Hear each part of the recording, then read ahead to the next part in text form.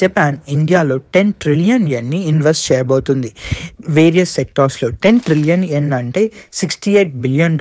ఈ various sectors ఏవి అంటే మెయిన్గా ఇన్ఫ్రాస్ట్రక్చర్, సెకండ్ది సెమీ కండక్టర్స్ అండ్ థర్డ్ది renewable energies and future టెక్నాలజీస్లో.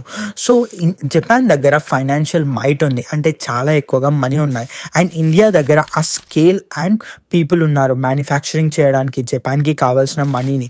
And రెండు కలిసి ఒక సినర్జీని ఫామ్ చేస్తాయి. రెండు కంట్రీస్ కలిసి ఏషియన్ గ్రోత్ని మైట్ని పెంచాలి అని అనుకుంటున్నాయి. అండ్ ఇక్కడ ఇంకొక సిగ్నిఫికెన్స్ ఏంటి అంటే జపాన్ యొక్క ఫారిన్ మినిస్టర్ ఎవరైతే ట్రేడ్ మినిస్టర్ ఉన్నాడో వాళ్ళు యుఎస్కి ఒక ట్రిప్ని క్యాన్సిల్ చేసుకున్నారు అండ్ ఇండియా విజిటేషన్ కోసం. మేబీ కోఇన్సిడెంట్ కావచ్చు, బట్ డిప్లొమాటిక్ వేలో మాత్రం అస్సలు కోఇన్సిడెన్స్ అనుకోలేము. అండ్ ఇవి కాకుండా పీపుల్ టు పీపుల్ టైస్ని కూడా ఇంప్రూవ్ చేయాలి అని అనుకుంటున్నారు రెండు కంట్రీస్. అంటే మన స్టూడెంట్స్ అక్కడ చదువుకోవడం, మేబీ జాబ్స్ చేయడం కూడా జరుగుతుంది కావచ్చు ఫ్యూచర్లో. మీరేమనుకుంటున్నారు?